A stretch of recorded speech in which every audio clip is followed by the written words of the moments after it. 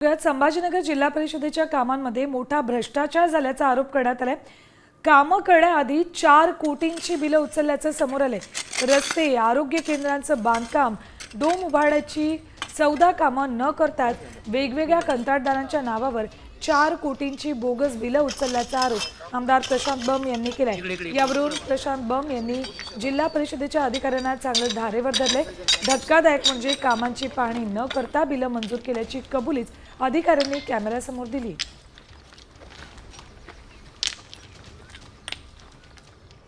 ह्या लोकांना ही ह्या पद्धतीनं ज्याच्यावर इतका माज चढलाय ना, यांना बेल पण नाही भेटली पाहिजे।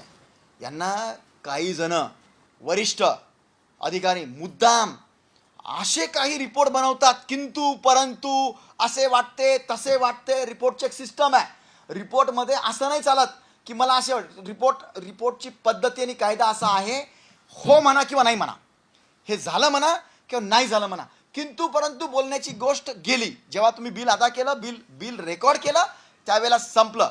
महालक्ष्मी खेडा ते तळपिंपळे गावाच्या रस्त्याचं काम चालू असताना चालू तर केलंच नाही, पण संबंधित ठेकेदाराने कुठलं काम न करता बोगस बिल उचलले आणि ग्रामस्थांची तक्रार झाल्यामुळं MBIने तयार करून बोगस बिल उचलले। तर संबंधित ठेकेदारावर आणि तक्रार झाल्यामुळं संबंधित ठेकेदार व ते ज्या संबंधित अधिकारी यांच्यावर गुन्हे दाखल व्हावे अशी ग्रामस्थांची मागणी आहे। काय होतं, बिल लिहिताना संबंधित शाखाबंद बिलं लिहितात, उपायबंधाला 100% चेकिंग दाखवते, 5% चेकिंग माझं असते।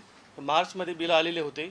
मार्चमध्ये बिल आल्यामुळे मला जास्त वेळ मिळाला नाही साईटवर जायला आणि बघायला, त्याच्यामुळे अनुदानाने 5% चेकिंग केलेली आहे।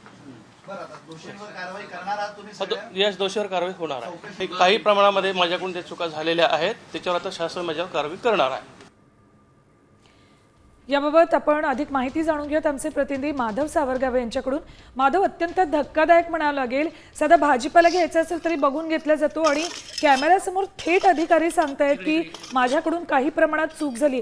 4 कोटींची बिलं मंजूर करतायत अधिकारी आणि काही प्रमाणात चूक झाली म्हणतायत। सुवर्णा, तू म्हणते तसं धक्कादायक आहे आणि तितकंच गंभीर आहे, कारण छत्रपती संभाजीनगर जिल्ह्यातील फक्त 2 तालुक्यातले हे प्रकरण पुढे आलेले आहेत, गंगापूर आणि वैजापूर। जवळपास 10 कामं केली, ज्या 10 कामामध्ये रस्त्याची कामं आहेत, शाळा खोली आहेत, त्याचबरोबर इतर दवाखान्याची कामं आहेत, प्राथमिक आरोग्य केंद्राची कामं आहेत। त्याची एकूण रक्कम 4,70,00,000 रुपये होते। ती कामे न करता ती परस्पर उचलण्यात आली, ती त्या कंत्राटदाराच्या खात्यात टाकण्यात आली आणि ते पैसे सगळे एकत्र येऊन लुटले। सगळ्यात धक्कादायक म्हणजे काही ठिकाणी रस्त्याची कामं, 4 रस्त्याची कामं, जवळपास 2 किलोमीटर 3 किलोमीटरची रस्त्याची कामं आहेत, ज्या रस्त्याची कामं केलीच नाहीत, केवळ दाखवली आणि त्याची बिलं सुद्धा सबमिट केली। त्याचाही आकडा जवळपास 2,40,00,000 वर आहे। जवळपास 6.5 ते 7 कोटीचा हा सगळा घोटाळा मार्च एंडच्या निमित्तानं या सगळ्या अधिकाऱ्यांनी एकत्रित केला असे कागदपत्रे आता समोर आले आहेत आणि त्यामुळं भाजपचे आमदार प्रशांत माधव, हा घोटाळा 4 कोटींचा सध्या तरी दिसतोय, पण तो कदाचित यापेक्षा मोठा सुद्धा असू शकतो। धन्यवाद संपूर्ण माहितीसाठी। तर संभाजीनगरमधनं ही 4 कोटींच्या बिलांची कामं अधिकाऱ्यांकडून न पाहताच मंजूर करण्यात आली। आता isakal.com आहे देशातील नंबर 1 ची मराठी न्यूज वेबसाईट। प्रत्येक अपडेटसाठी isakal.com ला नक्की भेट द्या।